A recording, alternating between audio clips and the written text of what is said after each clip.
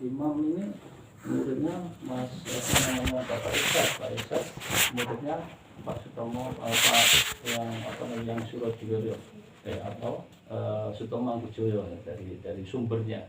Sutomo Mangkujoyo muridnya yang Suro, ada sumbernya jelas gitu, sumbernya jelas, sanadnya jelas. Nah artinya apa sebenarnya?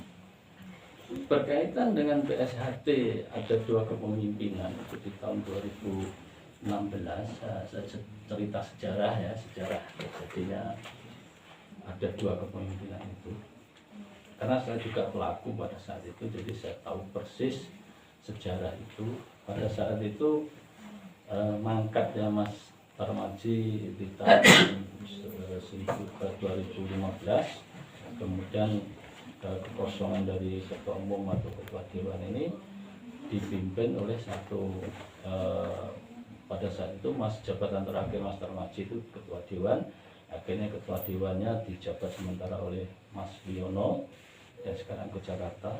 Kemudian ketuanya PL pada saat itu dipimpin oleh Mas Richard Simorangkir. Kemudian 3 bulan beliau meninggal, kemudian ganti di PLT oleh Bapak Mas Arif Suryono PLT sampai 2016 ada perapatan luhur 2016. Nah, berawal dari perapatan 2016 inilah pada saat itu yang saya pegang pertama kali adalah dari ngendikan Mas Imam.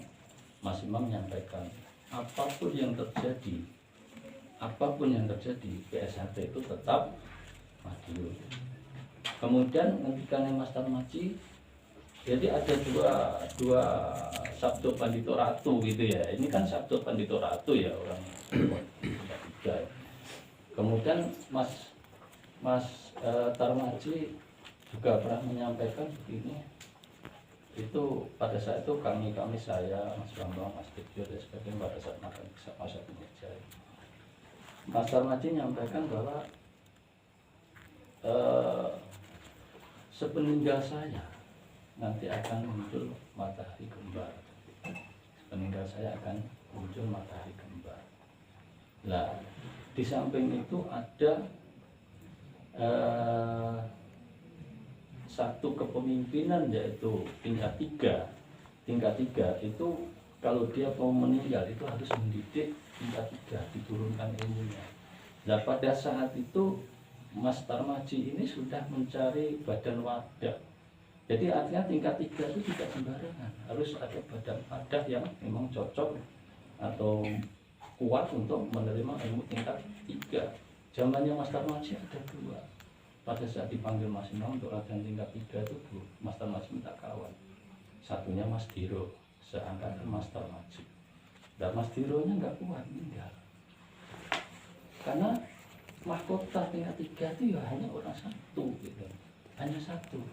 Kemudian dipimpin dijabat oleh diteruskan dari Mas Imam, diteruskan oleh Mas Tarmadji.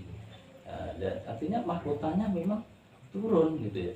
Kemudian zamannya Mas Tarmadji sudah berpuluh-puluh tahun mencari sosok tingkat 3, tidak ada yang kuat. Kalau secara keilmuan di bawahnya Mas Tarmadji ini Mas Wiono. Nah, ketika Mas Tarmadji mangkat tingkat 3-nya, bukan tingkat 3-nya, ketua dewannya akhirnya dijabat oleh Mas Wiono, diturunkan oleh Mas Wiono, tingkat 3-nya diangkat. Kemudian Mas Tarmadji menyampaikan berkaitan dengan ilmu tingkat 3 mahkota. Saya sudah mencari sosok tingkat 3 ini tidak ada yang ketemu. Sehingga sampai saya mati nanti ya saya bawa mati gitu. Kata beliau, dan itu masih terngiang di telinga saya karena satu meja kita lagi makan saja. Itu seperti itu. Setiap saat kami kumpul gitu, saya, Mas Bambang, Mas Tejo, Mas Maji itu selalu menyampaikan itu. Tidak ada cocok sosok tingkat 3-nya. Akhirnya terjadilah sampai meninggal. Jadi ada 2 Sabdo Pandito Ratu untuk mengenai organisasi, termasuk Mas Imam menyampaikan bahwa PSHT apapun terjadi harus tetap maju. Yang kedua, Mas Maci juga Sabda Pandito Ratu menyampaikan sepeninggalnya beliau akan muncul matahari kembar. Akhirnya kejadian di awal tahun 2016. Di situ ternyata muncul orang-orang tertentu yang sengaja ingin memanfaatkan PSHT akan memindahkan pusatnya di Jakarta. Dulu pernah di zamannya Mas Tarmaji di tahun 2001, mungkin belum pernah sampai dengar ke telinga jenengan. Tahun 2001 itu pernah ada namanya Mas Sakti Tamat, itu pernah mau memindahkan pusat ke Jakarta, gagal, tidak bisa. Kemudian di tahun 2016 ini berkaitan dengan para Parapatan Luhur, setelah sepeninggalnya Mas Tarmaji, kemudian diberi kesempatan Jakarta, diminta oleh Jakarta untuk mengadakan Parapatan Luhur Jakarta dengan apa? Dengan iming-imingnya Parapatan Luhur akan diadakan di Istana Presiden. Terus yang kedua akan dibuka oleh Bapak Presiden Pak Jokowi. Yang ketiga, kita semuanya akan diberi seragam karena masuk ke istana semuanya seragam sepatu baru, pakaian baru gitu ya. Ternyata ini hanya iming-iming saja seluruh Indonesia. Ternyata di balik ini semuanya sudah ada perencanaan orang-orang di Jakarta atau orang-orang tertentu di sini memang sengaja untuk mendudukkan Mas Taufik untuk jadi ketua apapun yang terjadi, sampai apa dilanggar anggaran dasar rumah tangga. Nah, di dalam anggaran dasar anggaran rumah tangga di situ berbunyi ketua umum harus berdomisili di pusat Madiun, di wilayah kerja Madiun. Ini di anggaran dasar ketika kita mengatakan Parapatan Luhur 2016 ini dihapus, dihilangkan dasar itu. Kemudian yang kedua, ketua umum harus 15 tahun tingkat 2. Mas Taufik itu baru 8 tahun. Mas Taufik itu dengan saya jauh di bawah saya. Mas Taufik itu baru 8 tahun Mas Taufik itu. Kemudian dua-duanya ini dihapus. Jadi anggaran dasar rumah tangga yang dipakai untuk Parluh 16 itu sudah diubah, direkayasa lagi supaya apa? Ketika Mas Taufik didudukkan itu tidak benturan dengan anggaran dasar anggaran rumah tangga.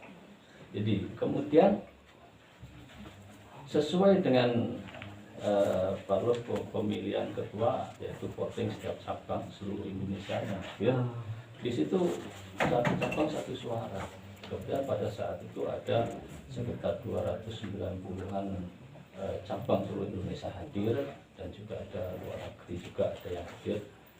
Saya juga ikut, saya juga bagian dari di situ. Kemudian pas malam pemilihan terakhir itu sangat alot sekali. Itu ketika sudah pemilihan disetting sedemikian rupa, calon ketua sengaja tidak ditunjuk. Artinya disampaikan oleh panitia yang semuanya orang Jakarta bahwa cabang manapun silakan boleh menunjuk siapapun. Ini sebenarnya juga sudah menyalahi. Seharusnya siapa yang mau dicalonkan ketua ini juga harus didudukkan si A si B, sehingga cabang-cabang semuanya tahu gitu ya, si A si B.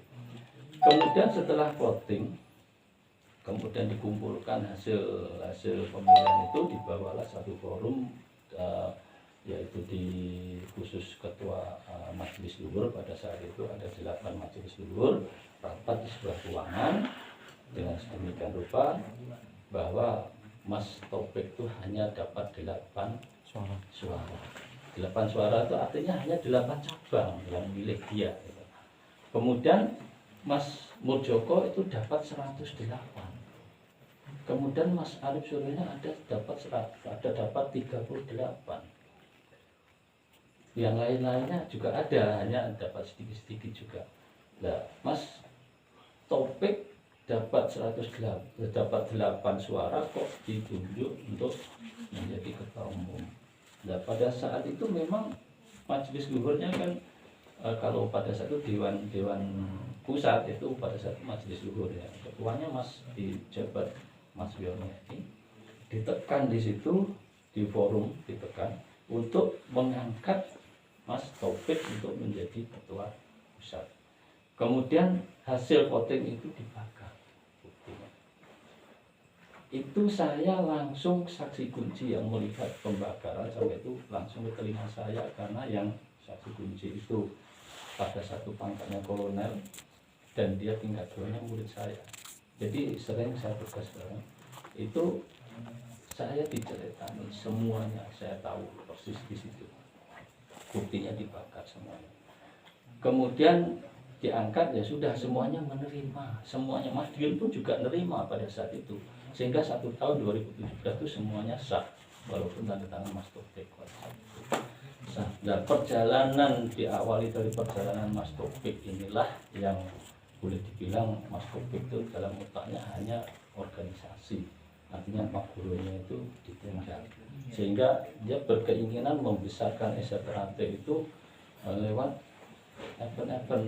Jadi ingin bahwa STRAT segera dikenal oleh seluruh dunia gitu ya, lewat pertandingan-pertandingan. Artinya ya hanya organisasi, hanya lahiriahnya gitu loh.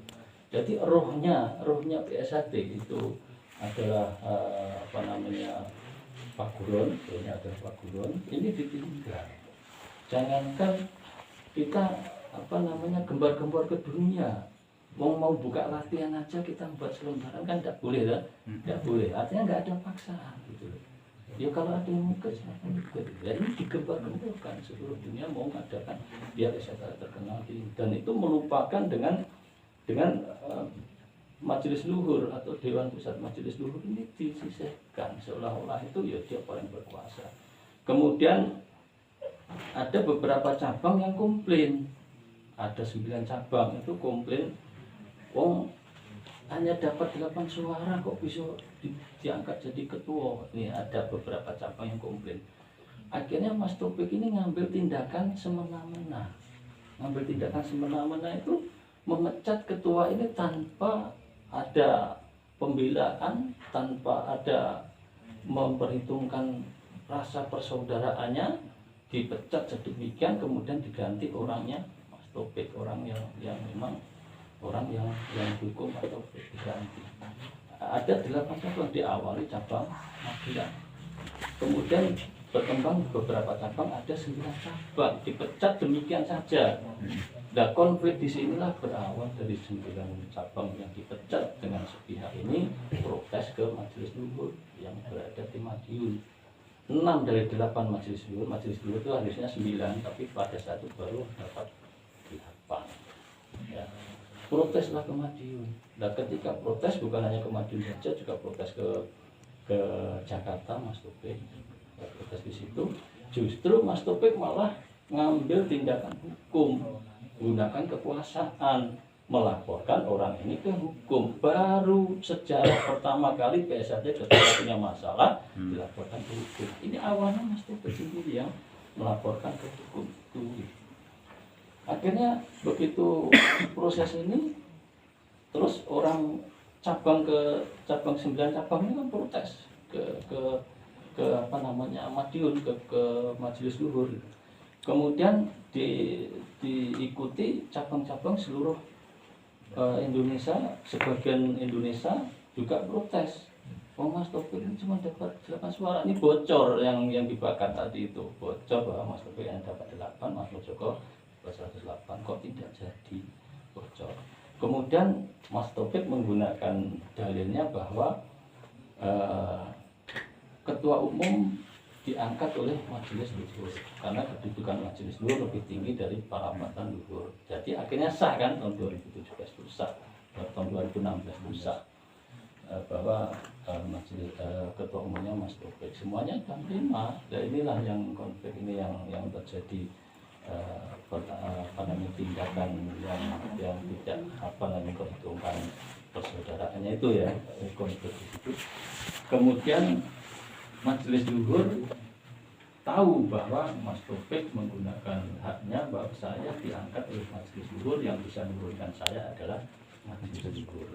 Akhirnya di Madiun mengadakan rakornas. Rakornas ini dalam arti ketua-ketua dewan atau majelis luhur mengadakan rakornas, semuanya Dari Jakarta diundang semuanya, pengurus cabang semuanya diundang.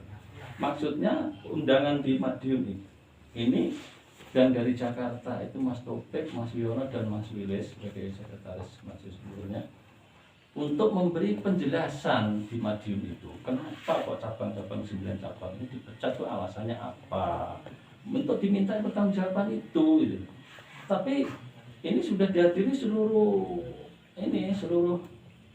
Indonesia hadir semuanya, dan juga pada saat itu juga hadir di Parlo 2016. 2017 itu nggak ada Parlo awalnya, hanya Rakornas untuk meminta penjelasan dari Mas Topik. Diundang, ternyata 3 orang tokohnya ini tidak hadir, nggak mau hadir ke pusat Madiun.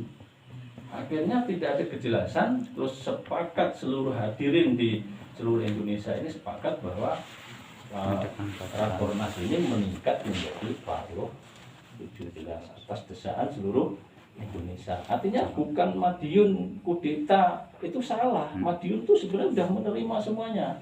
Karena atas permintaan cabang-cabang seluruh Indonesia dan juga saudara-saudara kita cabang yang ditindak oleh Mas Topik semena-mena ini kemudian sepakat bahwa Rakernas di pusat Madiun itu meningkat menjadi para luhur istimewa, para luhur 17 itu. Nah, karena Mas Topik sendiri yang bilang bahwa Mas Topik jadi ketua umum itu diangkat oleh majelis luhur, dan yang bisa menurunkan adalah majelis luhur juga. Itu sudah terucap oleh Mas Topik. Kemudian majelis luhur yang ada di Madiun bentuk forum rapat, akhirnya menonaktifkan Mas Topik, menurunkan, karena ini ucapan Mas Topik sendiri. Nah, sampai sekarang ini Mas Topik ibarat ludah, sudah diludahkan, dibuat kembali gitu. Kan sudah disampaikan, saya menjadi ketua umum diangkat oleh majelis luhur karena dia mengelak dari hasil 8 suara tadi, mengelak dari situ. Maka dalil dia adalah diangkat oleh majelis luhur, dan yang bisa menurunkan saya adalah majelis luhur, karena majelis luhur kekuasaan lebih tinggi dari para patuan luhur. Nah, disinilah pada saat Parlo 17 itu yang dari Rakornas meningkat menjadi para Parlo 17 itulah majelis luhur menonaktifkan Mas Topik, sehingga ini dijadikan dasar pada saat penggugatan. Ketika Mas Topik menggugat dari 9 orang ini sampai dengan menggugat pusat Madiun konflik, itu sampai Mas Topik ini mendaftarkan mendaftarkan hak badan hukum daripada PSAT. Kemudian yang dari Madiun hasil Parlo 17 banding atau gugat dari laporan dari Mas Topik ini. Semuanya gugatan dari pusat Madiun diterima oleh Jaksa Agung dari MA, dari Mahkamah Agung. Diterima, akhirnya semuanya tuntutan dari Mas Topik ditolak. Karena dasarnya apa? Dasarnya adalah Mas Topik sudah dinonaktifkan. Sampai badan hukumnya Mas Topik itu pun itu sudah ditolak, semua sudah dicabut oleh Kementerian Hukum dan HAM, itu sudah mencabut, karena Kementerian Hukum dan HAM juga diprotes atau digugat oleh pusat Madiun untuk mencabut badan hukum yang ada di Jakarta. Itu sudah dicabut semuanya. Jadi legalitasnya Mas Topik ini nggak ada sama sekali. Sampai terus akhirnya Jakarta ini kan ditolak semuanya. Kemudian banding atau naik ke kasasi, ke Mahkamah Agung, sampai ke kasasi, banding. Ketika banding, dasar jaksa adalah bahwa sesuai dengan kata-kata Mas Topik sendiri bahwa beliau diangkat menjadi ketua umum itu diangkat oleh majelis luhur yang bisa menurunkan majelis luhur, sehingga pada saat penurunan majelis luhur tahun 2017 ya sah, karena dia juga majelis luhur kedudukan lebih tinggi dari Parlo, jadi juga sah. Akhirnya ini dijadikan dasar oleh Mahkamah Agung untuk memenangkan Madiun. Semua gugatan dari Mas Topik ditolak semuanya, dan tuntutan dari pusat Madiun diterima. kemudian sampai turunlah kasasi. Yang punya badan hukum yang sah adalah PSHT Pusat Madiun. Aslinya PSHT itu tidak berbadan hukum, tetapi yang sah yang memiliki, yang sudah didaftar oleh Mas Tarmaji pada saat 4 orang yang didaftarkan yayasan, yang didaftarkan dari yayasan itu sampai ke notaris itu 4 orang, sampai turun generasi sudah sampai 4 notaris semuanya sah. Kemudian dari terakhir yang konflik inilah yang dipegang Jakarta itu, surat dari notaris yayasan itu hanya perpanjangan yang dibawa Mas Taufik. Ini yang masih dipegang Mas Taufik, dan itu pun juga sudah dibatalkan oleh mahkamah. Karena apa? Karena ternyata dari Madiun secara hukum yang pada saat itu atas nama yayasan itu Mas Tarmaji, secara hukum dia tidak bisa mengalih ke pengurus yang lain kecuali karena sudah meninggal Mas Tarmaji. Ini harus turun ke ahli waris dulu. Ahli waris itu keluarganya Mas Tarmaji, kemudian baru dialihkan ke setelah terbentuk pengurus pusat yang sah, kemudian dialihkan ke Mas Isbiantoro sebagai ketua dewan, ke Mas Mujoko sebagai lisensinya atau turunannya yang diberi hak oleh Mas Isbiantoro, yaitu Mas Mujoko. Kemudian dari Mas Mujoko sebagai ketua umum, kemudian disebarluaskan seluruh cabang-cabang seluruh Indonesia sebagai dasar untuk legalitas tempat latihan kita yang sah. Dan ini sampai sekarang mungkin adik-adik mungkin ada yang sudah pernah buka YouTube ya, banyak sekali di YouTube-nya sudah nyebar semuanya, karena semuanya bukti-bukti semuanya ada, sampai hasil Mahkamah Agung sudah turun, dimenangkan oleh Madiun, sampai ke badan hukum, sampai ke badan hukum yayasan ya, itu sudah semuanya milik Madiun. Buktinya tak kirim ke tempat sampean ada ya, tak kirim karena saya juga dapat dari Madiun semuanya. Kemudian saat ini karena sudah ingkrah atau sudah hasil keputusan itu sudah vonis, sudah nggak ada, ini sudah dimenangkan semuanya oleh Pusat Madiun, yang saya ada biasa di Pusat Madiun. Mulailah bahasanya YouTube itu bersih-bersih itu ya. Dan Mas Taufik itu legalitasnya sudah tidak ada, sampai sekarang juga masih ngotot terus menyebarluaskan ke adik-adik di daerah itu bahwa Madiun kudeta. Aslinya tidak kudeta. Madiun itu semuanya menerima, karena Madiun bertindak mengadakan para Patrol 17 karena desakan ketua cabang seluruh Indonesia. Desakan itu karena tindakan Mas Taufik semena-mena ke cabang-cabang ini. Nah ini rasa persaudaraan tidak dipakai lagi, seolah-olah seorang pemimpin itu sama seperti pemimpin kayak presiden, kayak gubernur, gak seneng dipecat kayak gitu kan, karena kebetulan dia juga orang-orang birokrasi, orang-orang politik gitu, seperti itu. Jadi tindakannya semena-mena. Sampai sekarang ini sudah beberapa cabang yang melaporkan. Nah ini seluruh ketua cabang seluruh Indonesia diberi kuasa oleh pusat, diberi hak-haknya. Itu ada petunjuknya. Kemarin baru ada acara virtual, lewat virtual itu acara rakor ya, rapat koordinasi menindaklanjuti dari para Patanur 2001. Kebetulan saya juga ikut para Patanur 2021 kemarin.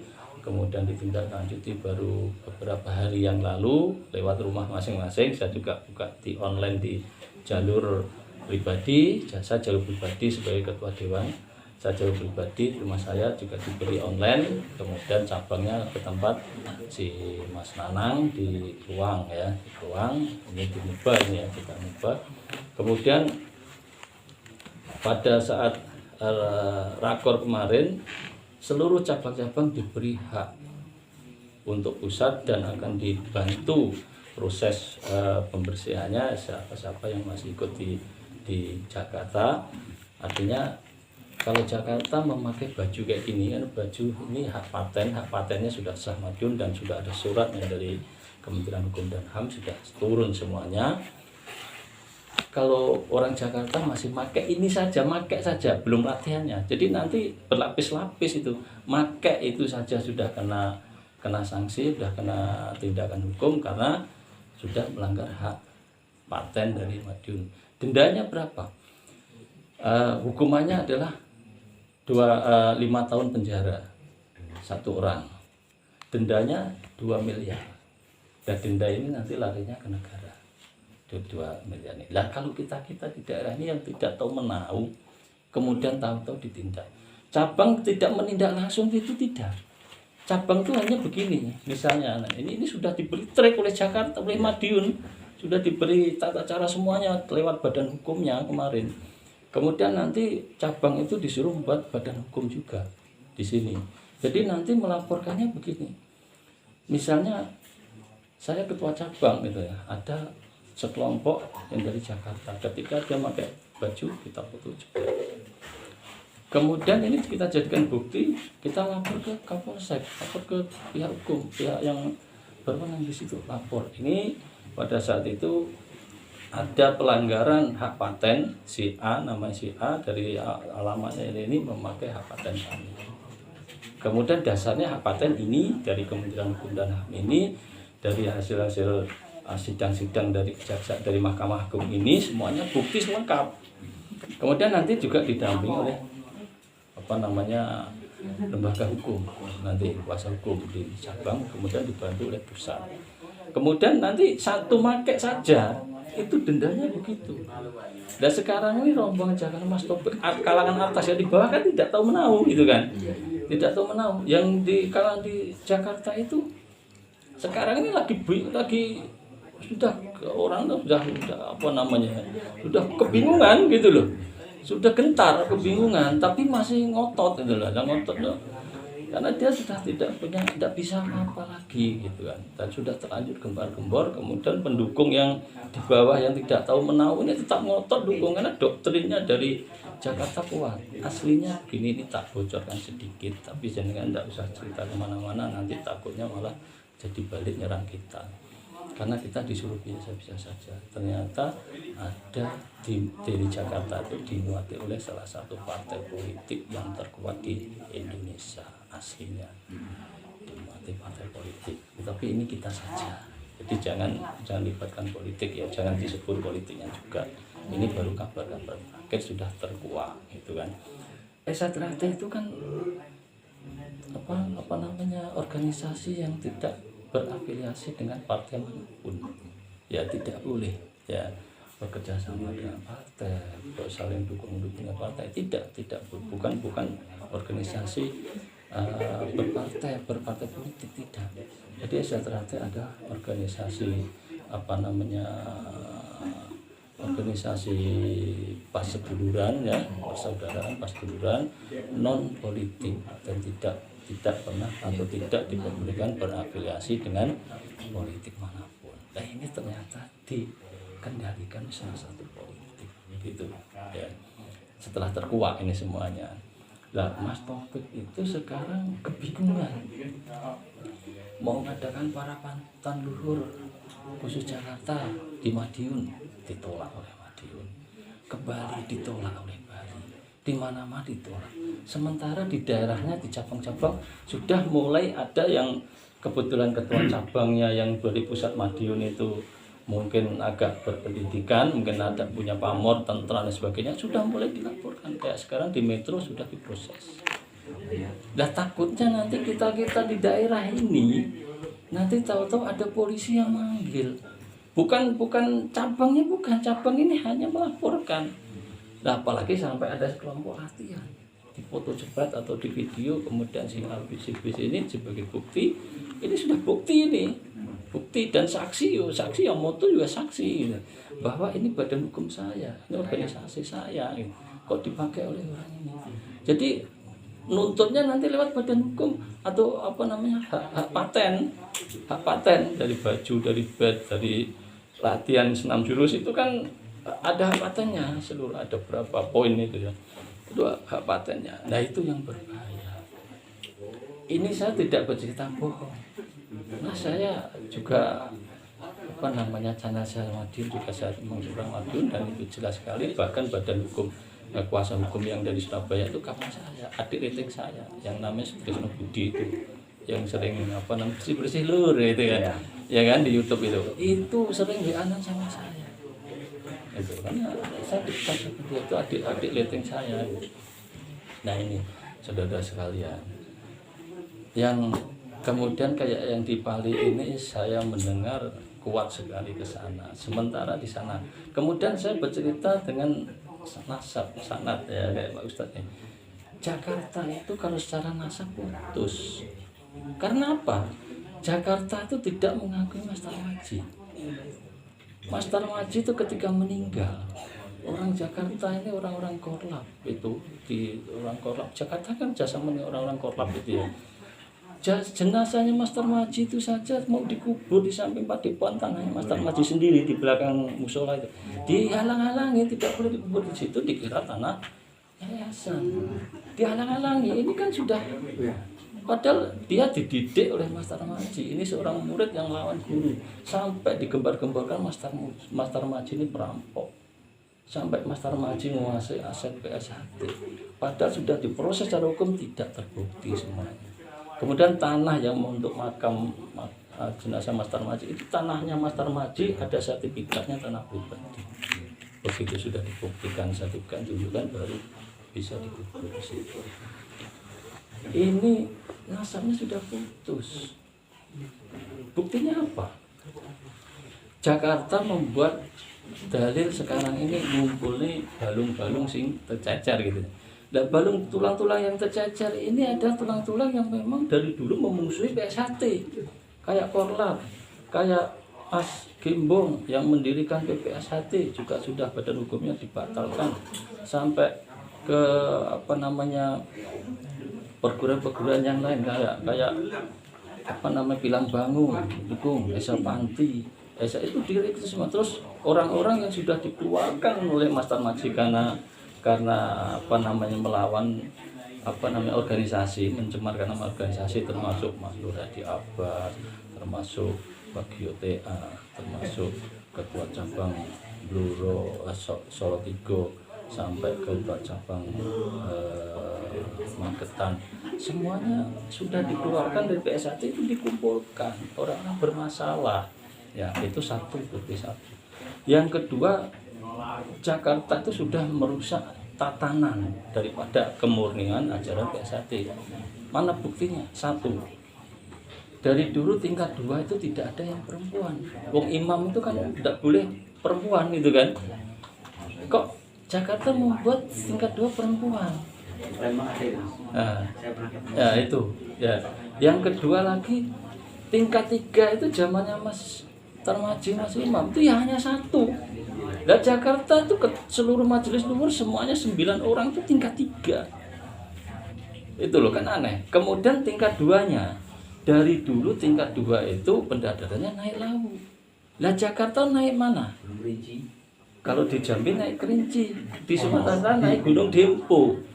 Begitu dipertanyakan, Mas, kenapa tingkat 2-nya tidak naik ke Gunung Lawu? Jawabannya apa? Naik Gunung Lawu tidak wajib, Dik. Lah kemudian kalau dibalik, kalau naik Gunung Lawu tidak wajib, apakah naik Gunung Dempo itu wajib? Lah permasalahannya bukan masalah wajib atau tidak wajib. Naik Puncak Lawu itu sejarah. Tingkat 2 itu sejarah ke sana itu gitu loh. Di sana itu ada Sunan Lawu. Di sana itu ada sejarah hubungan antara pusat Madiun dengan Puncak Lawu. Karena secara keilmuan, secara keilmuan gitu loh. Ini sudah merusak tatanan. Lah terus kok zamannya Mas Tarmaji tingkat 3 2 orang, kok satunya nggak kuat mati. Kok di Jakarta 9 orang kok nggak ada apa-apa gitu ya. Karena apa? Karena tingkat 3-nya dari Jakarta itu tidak ada muatan apapun kecuali hanya badan wadah. Yang mengangkat tingkat 3-nya Jakarta itu bukan dari PSHT. Diangkat dari Esa Panti, dari Esa Harjotaman, dari orang-orang yang tingkat 3 di luar daripada PSHT. Di luarnya seangkatan Mas Imam, tapi di luar dari jalur SHT. Yang angkat itu Mas Wiono itu diangkat tingkat 3 itu oleh 3 orang tingkat 3 dari rombongan SAO, dari Pak Suwarno dari Semarang, ada dari Solo, ada dari Jogja. Nah ini tiga ini di luar jalur PSHT, jalurnya Mas Imam. PSHT yang sekarang besar seluruh dunia ini itu jalurnya Mas Imam gitu. Lah ini diangkat itu kan hanya pengangkatan. Ini ilmu ini gak enak apa-apa. Ya tentu gak enak siapa-apa kan gitu. Maksudnya begitu. Kemudian ajaran dari adik-adiknya, dari adik-adik kita. Ya. Lah Jakarta itu merekrut yang namanya perguruan Pilang Bangu. Pilang Bangu itu diajari dengan ajaran tapak sirih, cas, cakra dan sebagainya itu. Itu bukan ajaran PSHT. Kalau dulu ya, sekarang sudah PSHT punya ciri khas sendiri. Nanti kalau mau sejarah itu tak ceritakan juga sejarah, saya tahu semuanya. Nah ini akhirnya adik-adik juga diajari ajaran yang di luar daripada kemudian ajaran PSHT. Di tahun 1961 zamannya Mas Imam, pada zamannya gurunya Mas Imam yaitu Bapak Irsyad. Esa Ternate dulu kan dikatakan SHM, Esa Merah, Esa Murtad gitu kan, atau Esa Muda. Ada kalau PSHT sendiri kalangan Esa Ternate ngomong Esa Muda gitu. Kalau golongan Esa politik ya Esa Merah gitu. Kalau golongan perguruan lain mengatakan Esa Murtad gitu karena keluar dari setia hati Pak yang Suro kan gitu seolah-olah gitu. Nah di tahun 1961 Pak Irsyad itu menciptakan senam 1 sampai 90, menyempurnakan jurus 1 sampai 4D, kemudian jurus 8 semuanya disempurnakan. Kemudian ini diangkat pada saat dulu Mubes itu diangkat untuk menjadi ciri khas daripada ajaran PSHT. Kemudian ditetapkan pada saat itu bahwa yang boleh diajarkan di Esa Ternate hanya 1 adalah senam 1 sampai 90, jurus 1A sampai 35, 36 jurus kunci, kemudian pasangan, kemudian kripen itu tangan kosong maupun dengan pisau, kemudian toya itu ada senam dan jurus, kemudian sambung dan kerohanian. Di luar ajaran itu tidak boleh diajarkan di lingkungan PSHT pada saat itu. Maka Esa Ternate pada saat itu mulai punya ciri khas sendiri untuk menghapus SHM itu. Maka kayak cas, tapak sirih, mohon maaf, itu semuanya sudah tidak boleh diajarkan di PSHT. Tetapi orang-orang dari Esa Ternate yang di luarnya Mas Imam tetap mengembangkan, termasuk Pilang Bangu itu. Yang mendirikan perguruan sendiri Pilang Bangu itu semuanya direkrut ke Jakarta, sehingga adik-adik yang latihan di Jakarta juga dididik sah-sah saja. Nah kalau dari PSHT sendiri di Madiun bagaimana Mas? PSHT di Madiun kita ada dasar pesan-pesan dari Mas Imam dan Mas Tarmaji sesuai dengan penelitian ilmiah maupun sistem pagurunnya, semuanya ada, tak kirim ke Juta juga ada ya. Pesan-pesan Mas Imam Tarmaji, dampak dan sebagainya, dampak dengan perbedaan pernapasan cakra dan pernapasan Esa Ternate asli itu semuanya ada di situ. Kemudian tindakan daripada PSHT ini, karena banyak warga Esa Ternate terjebak di sana, kalau mau diingatkan deh, kalau nggak mau diingatkan ya sudah, resiko tanggung sendiri. Aslinya pernapasan itu merusak atau ada energi balik. Ya, energi balik itu menghancurkan, merusak saraf-saraf sutra yang ada dalam diri kita. Itu hancur saraf-saraf sutra itu, sehingga orangnya keras hati, cenderung ingin menang sendiri, kalau diomongin ngotot, melawan, itu ya, sombong, karena ilmu itu hanya untuk tontonan. Coba kita perhatikan, ketika dia demo mecah beton, mecah benda keras, pecah, jadi tepuk tangan orang yang nonton, senang, dia berbangga. Hanya untuk itu saja. Nah, didikan paguron dari didikan Esa Ternate yang namanya didikan budi pekerti pernapasan PSHT itu justru menghidupkan saraf-saraf sutra yang halus, sehingga saraf-saraf sutra yang halus yang ada di dalam diri kita ini hidup menjadi sebuah kepekaan, sehingga kita hal-hal yang halus pun bisa merasakan. Kemudian saraf-saraf sutra yang halus ini untuk meningkatkan kewibawaan kita, kewibawaan kita sebagai seorang Esa Ternate dimanapun kita berada, meningkatkan kewibawaan itu, sehingga orang-orang PSHT ini menjadi orang-orang yang terhormat, orang-orang yang berwibawa. Nah ini jangan sampai dihancurkan. Nah ini kepekaan atau berasal dari saraf-saraf sutra yang halus ini meningkat dari kepekaan, kemudian kepekaan meningkat, akhirnya apa? Menghidupkan indera keenam, mata batin. Bukan mata telanjang ini melihat hantu dan sebagainya, bukan ya. Karena mata telanjang ini oleh Allah sudah ditutup, diberi tabir agar kita tidak melihat makhluk yang di luar sana, di luar diri manusia, termasuk yang namanya jin setan itu. Karena makhluk itu sejelek-jeleknya makhluk ciptaan Allah. Tanya Pak Ustadz, jin setan itu sejelek-jeleknya makhluk ciptaan Allah. Kalau seorang manusia, kalau ketika melihat dengan mata telanjang, kalau jiwanya tidak kuat, maka kita akan drop. Kita akan bisa ada yang pingsan, ada yang terganggu jiwanya, drop. Maka kalau pihak PSHT punya metode lewat pernapasan menghidupkan saraf-saraf sutra yang halus, kemudian meningkat menjadi kepekaan, sehingga hal yang halus pun kita dapat merasakan. Di situ ada keramat, di situ ada yang makhluk lewat, di situ ada benda pusaka dan sebagainya. Ini meningkat sampai meningkat terus, kita olah pernapasannya, maka akan menghidupkan mata batin atau indera keenam. Sehingga semuanya siap. Kita melihat jin setan lewat sini, bukan lewat ini. Kalau sini sudah siap. Sehingga ilmu Isyarat itu bisa bermanfaat untuk dulur-dulur yang lain. Bermanfaat. Nah ini diolah. Kalau mohon maaf, kadang-kadang sekarang ini warga tidak bangga dengan pernapasannya sendiri, tidak bangga dengan miliknya sendiri, justru bangga dengan ajaran yang lain. Nah, ajaran yang lain ini kan bukan ajaran yang Isyarat. Kita bangga dengan status warga, kok bangga dengan ilmu lain gitu, kan aneh gitu. Daripada kita belajar itu, buang-buang waktu, kemudian sampai bayar ya kan bayar kan? Kenapa tidak memperdalam ilmu Isyarat? Kalau secara keilmuan, dulu sekalian, orang mencari ilmu itu ada dua cara. Ibarat orang seperti orang gali sumur ya. Orang gali sumur itu supaya metu airnya ada dua cara. Satu, setelah dikeduk hanya sedemikian, kemudian diisi dengan air keran atau air hujan, ada banyunya, tapi hanya sementara. Sama itu namanya instan. Kalau kita belajar instan, ya nggak akan lama.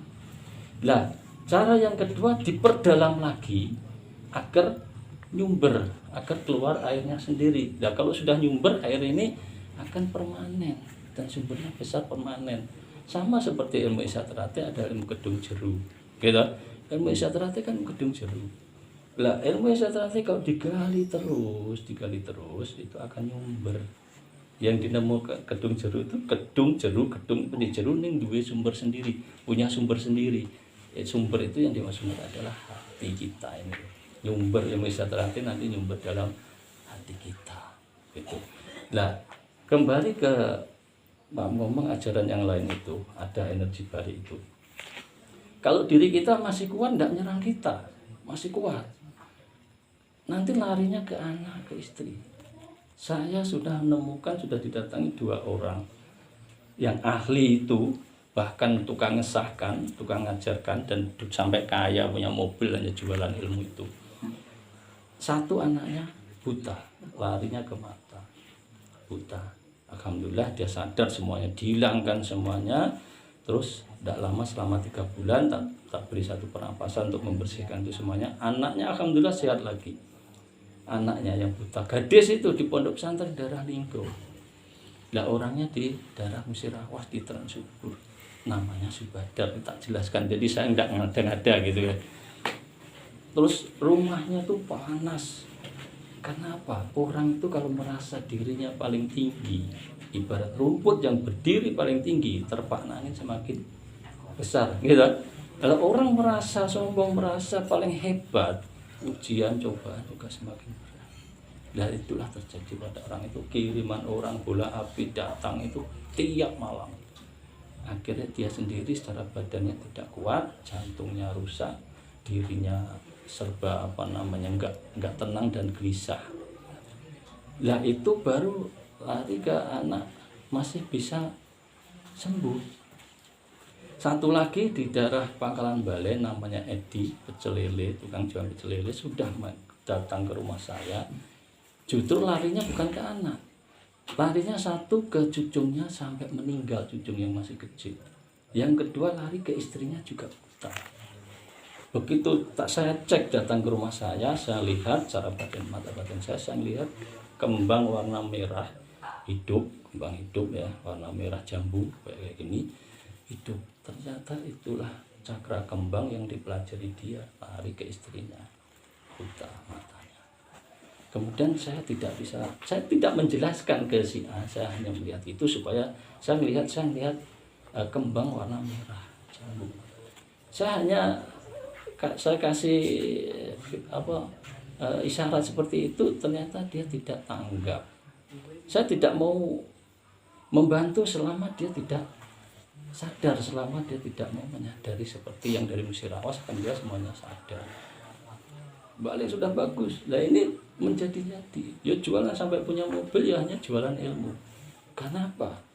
Ternyata seperti pesannya Mas Imam yang saya kirim tempatnya si Dek Juwito, ilmu itu di samping membuat diri kita sombong, sesongaran, ternyata juga akan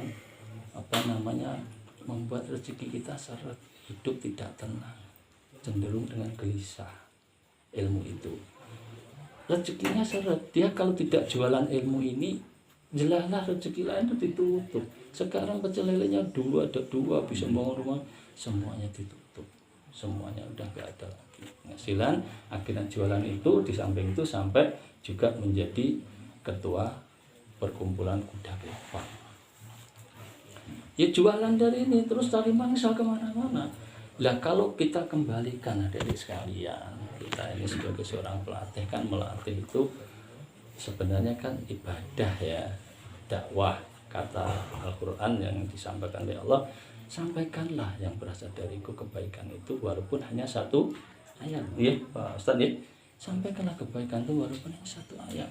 Nah ketika kita mendidik satu siswa ini menjadi, kita didik kebaikan hanya 1 saja, ini akan menjadi ladang kita. Ketika kebaikan adik kita ini bisa menyebarluaskan ke adik-adiknya, 1 orang kita didik kita dapat pahala. Ketika dia punya siswa sekian banyak, dapat pahala. Sampai ke alam barzah nanti kita meninggal, pahala ngalir terus karena ada ilmu yang bermanfaat di dunia masih berkembang gitu. Tetapi maaf ngomong, kalau yang kita tanamkan ini adalah sebuah ilmu kesombongan, ilmu yang meracuni, ilmu yang membuat orang sombong, takabur, dosa ngalir terus ke diri kita. Karena ini juga ladang ladang maksiat ya, ladang dosa gitu ya. Sampai ke akhirat pun dosa ngalir terus gitu loh.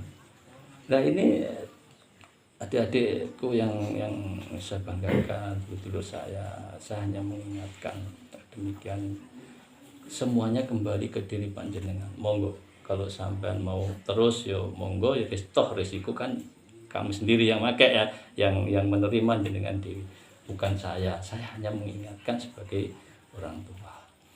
Nah ini perlu yang sampean, kita kembali ke Jakarta dan Madiun, perlu sampean pahami bahwa yang di Jakarta itu sudah putus sanatnya. Ibarat kita mencari ilmu, kalau orang berguru itu 3 syarat paling tidak. 1, kita harus tahu latar belakang guru itu. Yang kedua, kita harus tahu ilmu yang kita terima itu bersanad atau tidak. Asalnya dari siapa, sanadnya dari siapa. Kalau tidak jelas bisa cenderung kita ke arah sesat. Karena apa? Pelatih ini hanya mereka-reka sesuai imajinasinya sendiri, bukan datang dari gurunya, bukan. Gitu. Yang ketiga, ilmu ini akan membawa ke diri kita ke Allah atau semakin jauh dari Allah. 3 syarat ini paling tidak sampai harus paham gitu ya. Nah kalau sampai maaf ngomong masih maksa ke Jakarta, ngomong ini masih ke Jakarta, subhanallah, semuanya bukti-bukti hukum semuanya sudah Madiun, Jakarta ini tinggal nunggu waktu saja, nanti seluruh Indonesia bem semuanya habis. Dan itu sudah kemarin sudah disampaikan dari pusat, itu sudah punya rancangan sedemikian rapinya dari badan hukum itu, nanti bergerak seluruh cabang sudah dibekali semuanya. dan untuk melawan hukum ini nanti otomatis orang itu kan mesti juga punya hukum juga gitu kan, punya hukum juga, tapi dasarnya semuanya kosong, dasar-dasar dari sebelah itu. Yang kita semuanya dasarnya rapi dan ini semua dari Pusat Madiun dan akan dibantu oleh Pusat Madiun. Jadi nanti serempak karena sampai nanti dari pusat itu buat surat tembusan kemarin sudah disampaikan oleh Mas Mujoko. Nanti surat tembusannya satu ke Mendagri, kemudian ke Kementerian Hukum dan HAM, kemudian ke gubernur-gubernur seluruh Indonesia sampai ke Forkopimda provinsi ya, termasuk Pemda, termasuk Kesbangpol tingkat provinsi dan sebagainya, tembusan di pusat itu, kemudian sampai ke kabupaten juga sama, Forkopimda kabupaten termasuk Kesbangpol dan sebagainya, KONI, IPSI kasih tembusan semuanya, kemudian nanti bergerak seluruh Indonesia itu itu. Dan itu tidak diketahui yang di bawah. Terus sekalian. Jadi berbahagialah kita masih tetap bersama dengan Madiun dan ilmu yang kita miliki, kita bangga menjadi warga Esatrate sah dari sumbernya dari Pusat Madiun. Itu ini yang kebenaran yang saya sampaikan. Kebenaran yang saya sampaikan. Jadi monggo Mak ngomong kalau panjenengan ada yang mau bertanya mengenai ini sebelum kita nanti saya tambah lagi, monggo sampai tak ada yang tanya, monggo Pak. Ini Mas, maaf sebelumnya. Jenengan yang tunggu di sini, yang bukan, yang dia di jenengan yang tinggal sini, yang guru di sini, jenengan. Terus untuk membedakan antara Madiun dan Jakarta itu pripun Mas? Nah sekarang ini seluruh cabang di seluruh Indonesia sudah mendata. Yang ikut Jakarta sudah jelas, yang ikut Madiun sudah jelas. Artinya dari jauh-jauh hari dari kemarin itu sudah didata, dulu yang ikut Jakarta itu sudah didata oleh cabang-cabang yang ikut Madiun tanpa sepengetahuan mereka. Jadi sudah tahu, oh si A ini Jakarta, dia nggak bisa ngembo-ngembo mau ikut Madiun, tidak bisa, terkecuali sebelum ini seluruh Indonesia serempak, kalau ada yang mau kembali ke Pusat Madiun, dia harus melakukan pernyataan, membuat pernyataan baik tertulis maupun direkam video kirim Pusat Madiun. Sekarang yang terjadi begitu, cabang-cabang kayak di kemarin yang baru di Pangkal Pinang juga sudah, di Papua itu sudah berapa kali, Papua, di Bandung, di Madura itu, terus sampai ke Jakarta sendiri. Jakarta itu sudah membuat, sampai ke Korlapnya yang baru kemarin, Korlap yang anggota Korlap dari Magetan juga sudah kembali ke Madiun, sampai ngajak dulur-dulurnya Korlap, dulur-dulur Korlap, kalau kita punya misi yang namanya nyawiji PSAT, yuk balik ning Madiun, balik ke Madiun, ayo lur balik bareng, kita balik ke Madiun. Dia membuat pernyataan di foto sudah. Jadi kalau ada dulur-dulur yang masih ngotot, yang kena doktrin, terutama orang-orang yang sudah di tingkat 2 kan itu doktrin itu ya, itu memang sulit. Nah itu tinggal tunggu waktu saja. Nanti tahu-tahu polisi yang jemput, bukan cabang. Cabang ini melaporkan dengan bukti-bukti, artinya cabang ini membuat bukti. Dan jangan kita yang ngedrop. Kalau kita yang ngedrop nanti, karena ini jebakan dari Jakarta. Kalau kita yang ngedrop nanti justru berbalik, kita dituntut oleh Jakarta membuat onar. Apalagi kondisi pandemi yang seperti ini gitu. Biarkan saja, dia mau gembar-gembor, dia mau latihan, mau bangga, biarkan saja. Bila perlu sampai foto siapa namanya, sampai catat waktu, jam dan hari, tempat, sampai catat aja dulu. Nanti suatu saat ada cabang bertindak, cabang ini bukti. Ini nanti langsung dilaporkan. Jadi yang bertindak hukum, karena Jakarta sudah mengawali konflik PSHT di tubuh PSHT lewat hukum. Artinya yang menyelesaikan setelah konflik yang diambil jalur Jakarta ternyata berbalik, justru semuanya kembali ke Madiun, karena yang sah Madiun, yang bersana tetap Madiun, maka nanti yang menyelesaikan Jakarta ini juga hukum, bukan kita. Dikasih lisensi Itu maksudnya. loh, ada lisensinya, ada. Untuk Dari bedakan itu Nah, dikasih lisensi. cabangnya sudah punya semuanya. Bekal. Dari Jakarta sudah dibekali, cara-caranya sudah ditunjuki. Kemarin ada dari Badan Hukum secara virtual, kemarin saya juga mengikuti juga si Juwito dari Sungai Pro lari ke tempat saya walaupun terlambat itu dengan istrinya, karena saya kabari saya lagi ini ada rakor ini dari Madiun, saya ambil jalur pribadi gitu kan, karena saya juga orang Madiun juga Pak, orang Madiun, saya diberi jalur untuk jalur pribadi. Tidak bisa semua orang terus buka situ, buka online, tidak bisa, harus ada jalur kontak. Madiun nanti diberi kayak semacam PIN kayak gitu, kita masuk dulu ke link, kemudian buat data kita masukkan ke Pusat Jakarta, baru nanti diberi kuncinya gitu loh. Kalau enggak itu enggak bisa gitu, karena saya orang Madiun dan saya juga 20 tahun jadi ketua cabang Musik Banyuasin ya, terus ketua dewan, walaupun saya sekarang sudah turun ketua dewan juga, saya turunnya karena saya ingin jadi warga biasa saja. Kalau dulu membutuhkan ya monggo kita bareng-bareng belajar, membina, memperdalam ilmu Isatrate itu, monggo semuanya saya bantu untuk belajar ilmu Isatrate, daripada sampai belajar ilmu dari luar bayar pula dan ilmu ini tidak bersanad, ilmu ini justru membuat diri sampai semakin jauh dari Tuhan, dari Allah.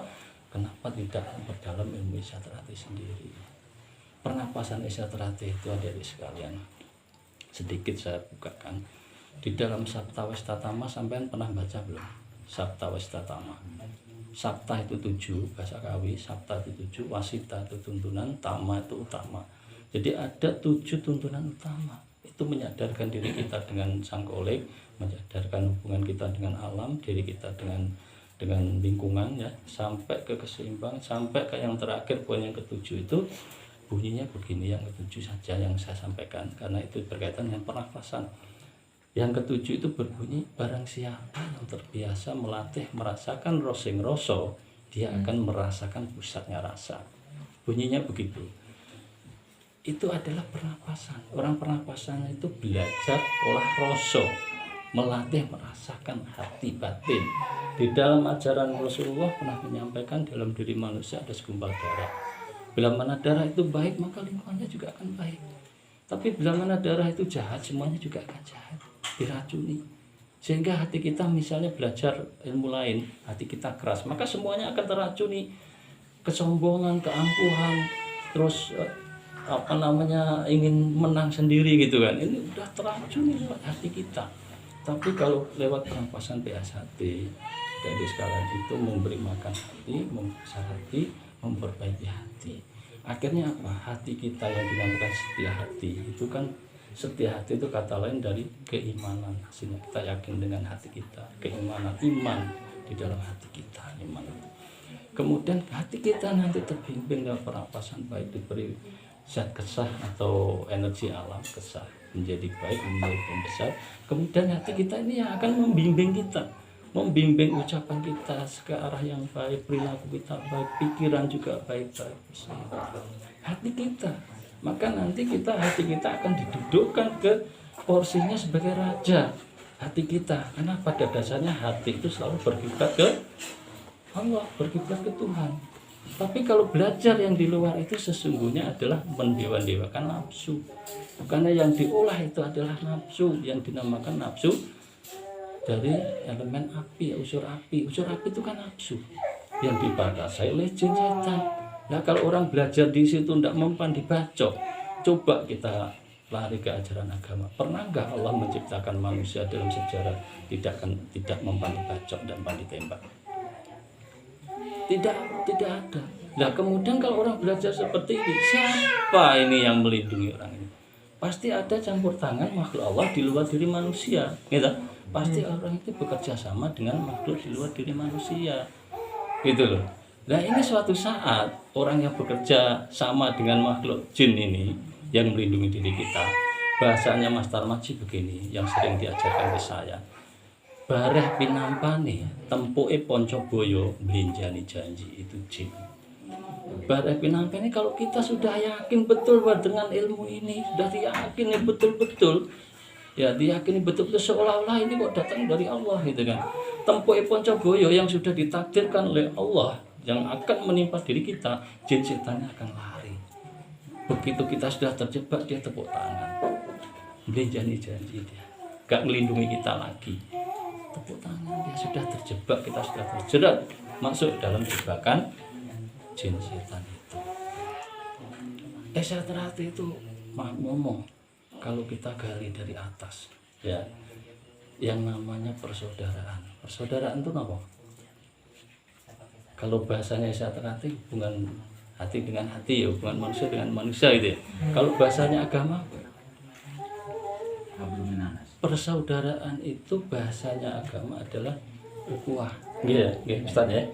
Ukhuwah, jalinan hati dengan hati yang dasarnya adalah kasih dan sayang. Sehingga ketika kita mengakui panjenengan ini dengan saya adalah saudara, ini harus timbul rasa kasih sayang, saling mengasihi, saling ini saudara saya. Karena apa? Lambangnya daun waru. Daun waru ini lambang Ar-Rahman dan Ar-Rahim, lambang cinta kasih sayang. Ar-Rahman dan Ar-Rahim bukan lambang cinta anak bujang gadis, bukan. Ini Ar-Rahman dan Ar-Rahim, sehingga orang kalau sudah hatinya ini sudah bisa kita selami, masuk ke dalam hati jiwa kita, udah kita perbaiki lewat pernapasan sebagainya, maka hati kita akan bersinar menerangi seluruh alam semesta, menyinari lingkungan kita. Kita bisa menjadi panutan, contoh suri teladan kebaikan karena mendapatkan sinaran petunjuk-petunjuk dari Allah. Nah, Allah ketika memberi petunjuk, memberi karomahnya dengan umatnya, maaf ngomong, itu bukan lewat panca indera, lewat hati, kolbu bahasa agamanya ya, kolbu, bahasa Arabnya kolbun, lewat kolbu. Lah kolbu itu di dalam ajaran agama, dia yang hanya sebesar biji zarah atau hanya biji sawi, ya Ustaz ya, sebesar biji zarah, biji sawi ini. Dia hati kita bukan sebentuk seperti kecil biji sawi, tidak. Tetapi justru sebesar biji sawi ini adalah sesungguhnya rongga. Alam kekosongan, kosong ketika kita belah hati ayam itu. Di pusatnya hati itu, di tengah-tengahnya itu ada lubang kecil gitu loh, rongga gitu. Rongga itulah yang dinamakan kolbu, atau bahasa nasionalnya sanubari lah ya, atau pribadi sanubari. Manusia kan ada dua unsur, ada lahir, ada batin gitu. Ada jasmani, ada rohani. Nah ini yang dimaksud rohani, jiwa diri kita ini, yang sesungguhnya diri kita ini siapa sih? Sanubari kita, kolbu kita, roh kita itu siapa? Inilah yang di dalam hati yang hanya sebesar biji zarah tadi. Maka guru-guru kita menyampaikan golek ana gali kangkung. Pernah dengar begitu? Golek ana gali kangkung, gitu. Gali kangkung ini di mana-mana ya bolong, lubang, kosong gitu loh. Maksudnya adalah kosong. Jadilah diri kita ini bisa mencapai ke titik kekosongan, karena semuanya kehidupan ini berawal